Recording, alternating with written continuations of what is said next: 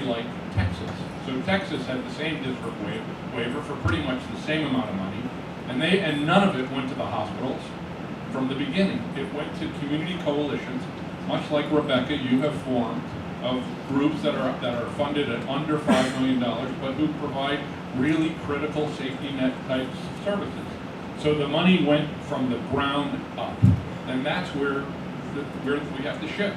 Have to change this policy. If a new person comes in to be a governor, a president, or whatever, and they set all the rules, and the money goes to the people who are the haves, and not to where the needs are. We need to invert the way it is that we think. So what does that mean? That means money goes to at the source around navigation, around where problems are identified, to be able to get individuals, families, caregivers, frontline staff, the skills and the knowledge to be able to help people to bridge, and let the money follow a person up. If they need institutional care, hospital care, cool, right? But let's follow that way rather than building our big institutions. It's time for a major paradigm shift in this state.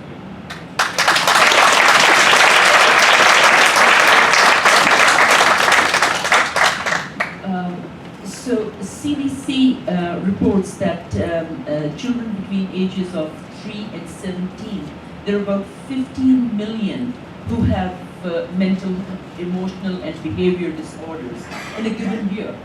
And about 20% of those seek or are provided care, clinical or supportive care, or they receive treatment. So that leaves us with 80%, which is about 12 million, which aren't receiving any attention. Data is scary.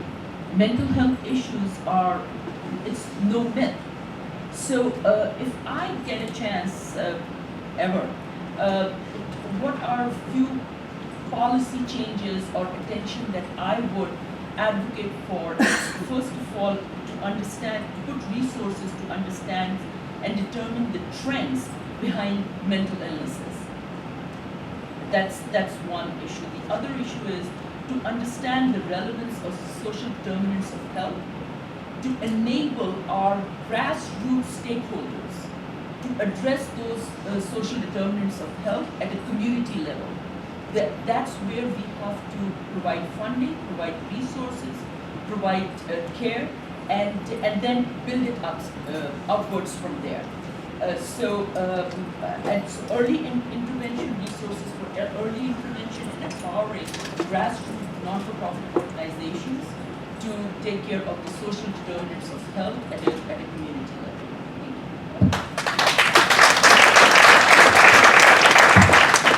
So I got a list. Funding, goes without saying. That's the reality. There was also mention of parity this morning, and there are several bills sitting on the governor's desk now that would fully enforce federal parity. Those bills ought to be signed, and we should be waiting in order for that to happen. I mentioned 2 recovery centers here on Long Island. The first one east is in Hauppauge. That leaves the East End out. We need a recovery center for folks that have found a pathway to that recovery. For the East End, the governor 2 years ago visited SUNY Farmingdale, promised a recovery school for Long Island. It's yet to open. It's not even being contemplated at this point. We know that there's a certain number of kids who would do better in that environment than in a traditional school environment. Every other major metropolitan area has one. We need a recovery school here on Long Island. We also know that many schools struggle to implement and to maintain evidence-based prevention programs. The state ought to require it. The state, more importantly, ought to fund it so those districts can go beyond Red Ribbon Week and large assembly type things where we try to scare kids. The discussion about vaping is really important. For a lot of kids, that's their first taste of a substance that gets them addicted to potentially other things. The governor has instituted a ban on flavored vapes, quite frankly, while this public health emergency is going on. There ought to be an across-the-board and sale of vapes statewide. If vapes were romaine lettuce, they'd be off the shelves today. The governor should act on this right now. It's a public health emergency. The last 2 things I mentioned, this state is contemplating changing the marijuana policy with an eye towards social justice. We've got to be really, really careful about the commercialization of marijuana products. We've got to be especially careful about the messages that we send our kids and other vulnerable individuals. I'm not sure those things are being taken into account in Albany. They need to have greater prominence. The last thing I'd mention is that as we make it through this opioid crisis, and I'm not sure we're through it yet, I don't think we're going to be through it for some time, there's a whole generation of kids that have been raised in opioid-dependent families, that have seen their siblings overdose, who have seen their parents struggle, who have seen family members struggle. When we declare the crisis over, and we often do it prematurely, we've got to also understand that there's a whole generation of kids that will have ongoing developmental needs. They're not addicted themselves, but they grew up in an environment, a home, a culture, a school, a community that's been heavily impacted by the worst public health crisis to hit us since HIV.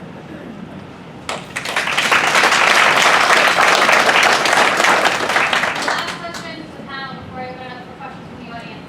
This is an outstanding panel. Each of you are doing incredible work in your respective spaces, and we're so grateful to have you here. And you're surrounded by a room of leaders, largely in the nonprofit sector, but some other fields as well. How can this sector partner with you to help move forward some of the ideas that you've discussed today? How can we effectively partner with you to advance the great ideas that have been discussed today? And I want to introduce Brenda Cunningham as the Assemblywoman's Chief of Staff, and he will be answering this question for her. Okay. Good morning, everyone. Brendan Cunningham. I've had the pleasure of working with Kimberly on a number of her initiatives, namely the Black Youth Suicide Task Force. Also the pleasure of working with Sheriff Toole on staff on the Deconstructing the Prison Pipeline Task Force. It's all interrelated.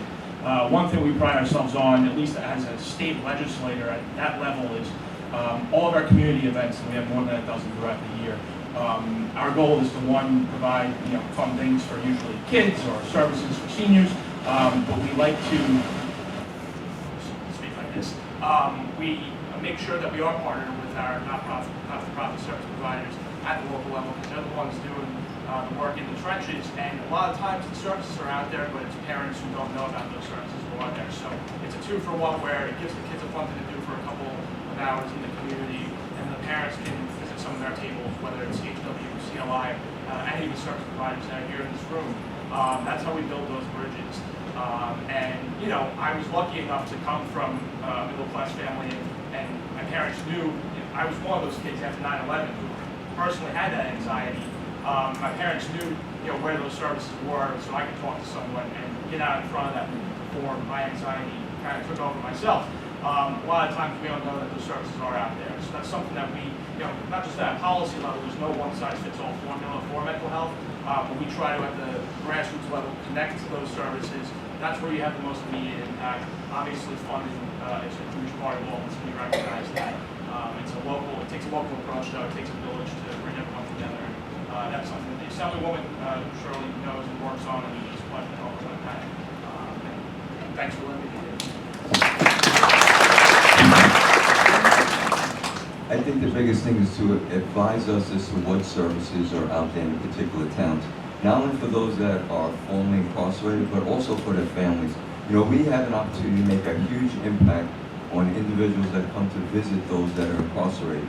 And so if we can help them with services that they may know nothing about, that they can't even help those who are incarcerated, it will give us we have that access and that opportunity to really make a social impact on two demographics of our population, those that are incarcerated and the families of the incarcerated, to really try and help them. So, if you can send me emails, just let us know what services are out there so we can compile our data and our list so that we can start to inform these individuals.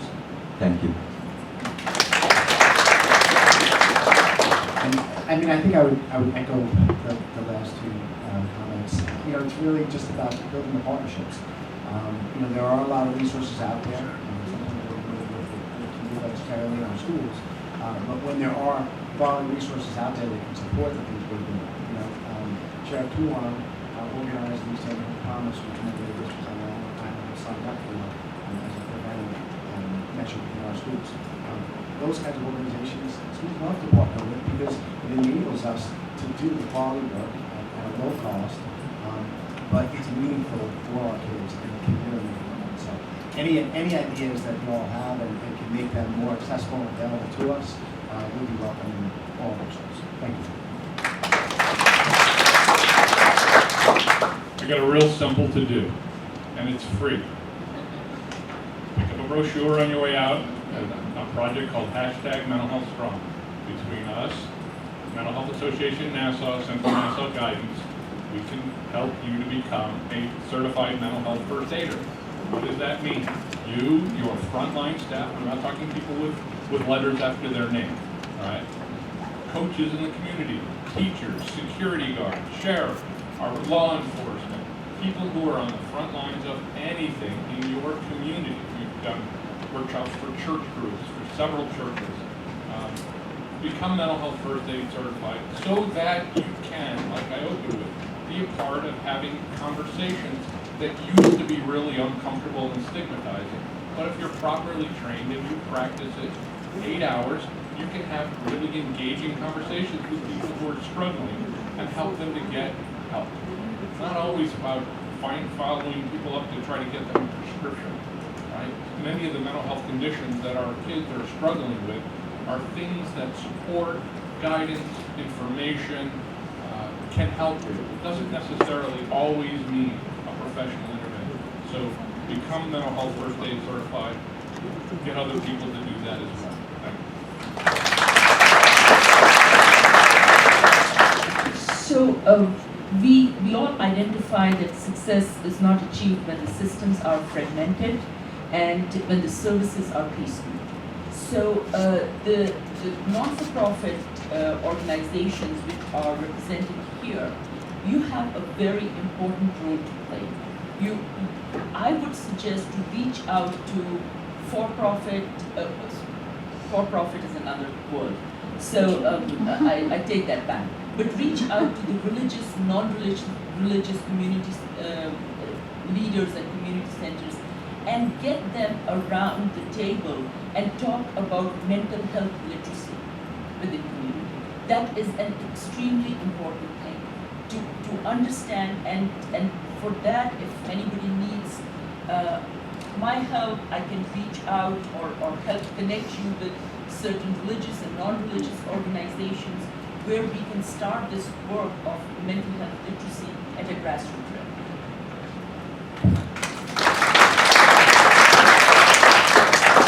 So I'm probably the least likely one up here to say this, but everything else was already said. Take care of yourselves and take care of each other. That's the reality. You know, Mike spoke a little bit about, and he's really old because he talked about doing this for 40 years.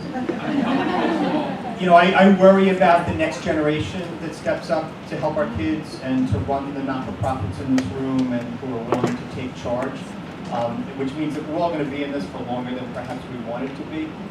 This is tough work.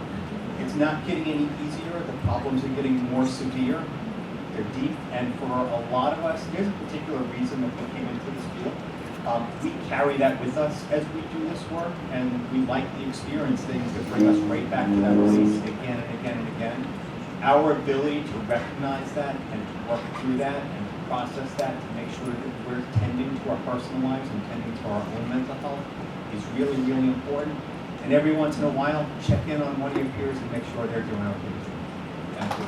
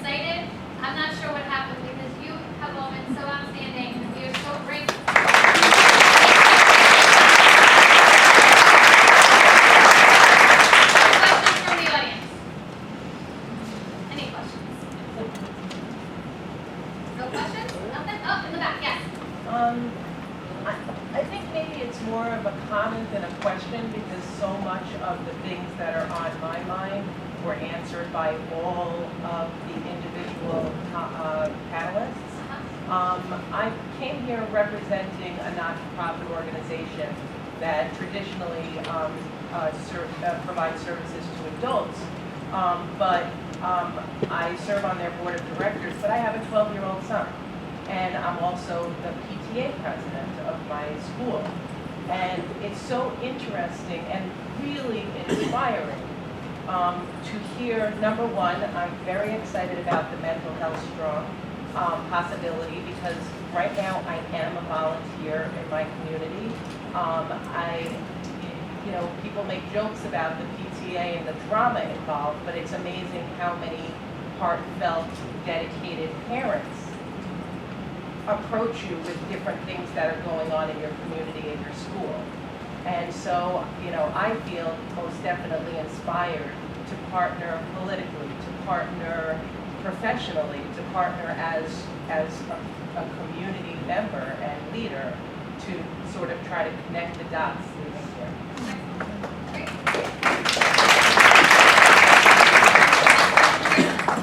So we've gotten a lot of good information. What's our action plan? What's the next step? Who's going to implement it? Who's going to be involved? What action is going to be? What action? I don't know. What action? What action are we taking when we leave here? Yep, absolutely. So what I hope you will do when you leave here is, first of all, take in all this information. This was a very rich panel, and I know lots of you were taking notes and learning lots of information that you didn't have when you walked in the door. As I said, this is a kickoff. Health and Welfare Council of Long Island is building our advocacy agenda for the state. We want to make sure that mental health is one of the central areas that we're focusing on. So one, there's going to be an advocacy piece, which all our members are going to be surveyed about to provide input on, so that we make sure that it's representing, the needs of the sector across the board. A lot of times what happens is the largest agencies that have the ability to get to Albany are able to advocate, but the smaller agencies, as Mike and Isma referred to, those organizations that have smaller budgets and really provide things like transportation and hunger services and are seeing so many things, we want to make sure that their voice is at the table. The second thing is bringing in new stakeholders that are non-traditional. So many of you know we run the Long Island Volunteer Organizations Active in Disaster, which is a large coalition of organizations in disaster preparedness. And in our work, we've gotten involved in what's called LSE, life-saving equipment. PSEG has to do wellness checks on folks when there's a disaster of any size if folks are on life-saving equipment. So if they're registered as vulnerable people, they have to do these wellness checks. Well, they've come to us and said, hey, when we send our staff out and our volunteers, they're more and more finding crises when they walk in the door. They're walking into the door of somebody's house to see if their oxygen tank is working, and they're finding somebody who's having a psychotic break from the stress of not having the ability to leave their house because of the damage of a storm. They're walking into the door and finding people who don't have food security, that their fridge isn't full, and they're elderly senior citizens who are immobile. So we're looking at ways to bring cross-sector partnerships together. I'm a very strong believer, as you know, since I've been here, and it's not one sector, it's all of us. And so we work very closely with government in a bi-directional way, where government is informing us of the things that we need to do to be able to be effective with them. And we're advocating with government to say, hey, we're the experts on health and human services. And we don't want to just respond to RFPs that are crafted by people who don't necessarily understand what's going on the ground. We're working very closely with our superintendents on a number of issues. One that we've been very active with superintendents associations on are unaccompanied children and what the needs are in school districts and how to build those bridges with communities. I've gotten calls from people in the last year that are partners I never imagined would reach out. For example, the Laura Gillen, the town supervisor in Hempstead, there was an increase in suicides in her town. Her town historically doesn't have a health and human service wing. And she said, I have a responsibility as a mother and as a leader, even though this isn't my lane, so to speak, to figure out how do I bring people together to make sure we're addressing that. So we work closely with her. So the next steps are, looking at what the advocacy points are going forward, and certainly the expertise of this panel, people like, Mike and Jeff, are my mentors, very frequently in the nonprofit sector when it comes to mental health and addiction services, but making sure that there's a voice around the table and that there's real cross-sector collaboration. It's very hard to ignore any constituency group when that constituency group grows. It's very easy when it's, a couple organizations in a town who are saying rah rah, right? It's very easy to ignore that. But when superintendents of schools and government officials and nonprofit organizations and physician associations come together and say, listen, our children deserve better and this is what we need to do, you get noticed and you get things done. And I very much believe advocacy is about partnership. It's not about picket signs, it's about partnership. That's how we move the needle forward. And what I would say to you, and I feel like I make this sort of speech a lot, but I believe it so wholeheartedly, that's why I do. We're America's first suburb, right? We are America's first suburb. We should be leading the nation on how we come together to solve our complex social problems. And I really believe, when I looked at a room, we put this meeting together so quickly because we've been doing so many other things. We didn't have the time we normally have to prepare. We put this meeting together like 2 weeks ago, and all of you came. You all are the busiest people I know, and you made time on your schedule to get here because this is a priority to you. Because we all know this is a priority. When we talk about 1 in 5 people suffering a mental illness across their lifetime, look around the room. That means about 25 of you, right? So we have to stop with this them versus us mentality. This is all of us. This is all of our families. And so we are going to come together, and we're going to change the dynamic. And I'm not saying we're going to try. I'm saying we're going to do it. Because our children deserve better, because our communities deserve better, and because together we can do it. So those are the numbers.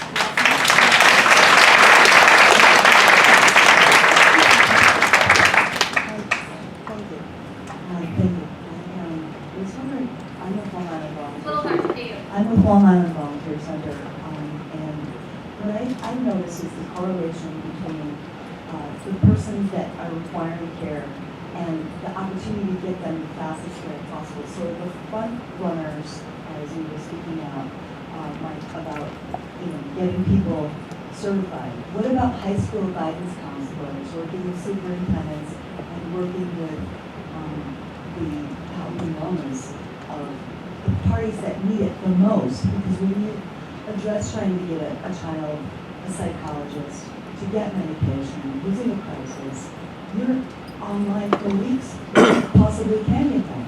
So, referral services and getting people trained at high school levels, your social workers, your school psychologists. Is there an active team at this point to get partnerships going with superintendents, the Long Island Council, and the front runners? Is there an approach, like a multi-pronged approach happening now at this time?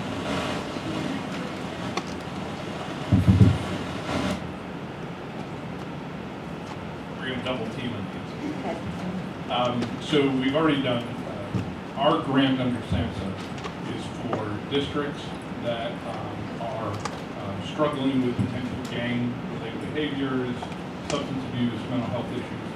Then outside of that, we've been able to stretch to some other districts. So, matter of fact, in the back, we did train Kings Park frontline personnel. We've been in Amityville.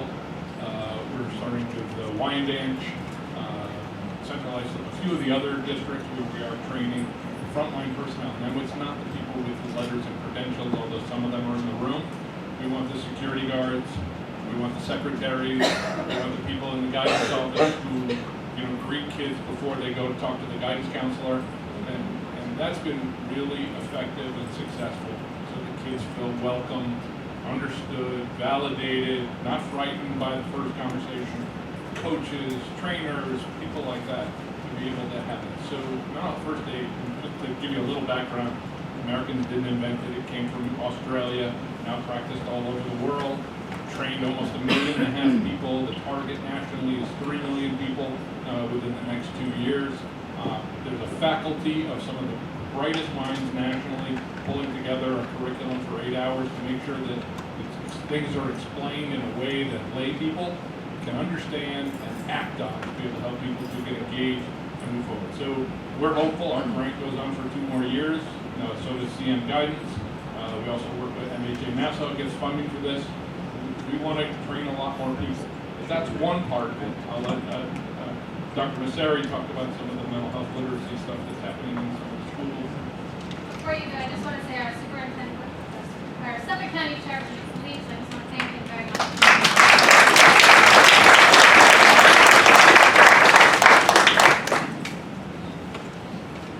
Okay, as some of those things go, as far as the mental health first responder kind of thing, we welcome those kind of things. We have done things in our schools, personally in the schools that I've been involved with. We've expanded the use of the crisis prevention for all staff members, so that not just special education teachers who are the vulnerable population, but all staff members, so security guards, paraprofessionals, everyone in the school certified in crisis prevention, so they can recognize the signs and do it appropriately, so as not to escalate into things, but then make appropriate referrals and reports that we can help with. As an association, last year, Suffolk County School Superintendents Association made mental health a priority. Many of our professional development within our association is around. I know Nassau is doing the same. And Nassau has a small work group of superintendents that has placed this as a priority, and we are beginning to organize and do the same as a small work group part of Suffolk County School Superintendents. So, it's certainly on our radar, and certainly something that we're making a priority, so that we can again strengthen those partnerships and make sure that everybody is trained.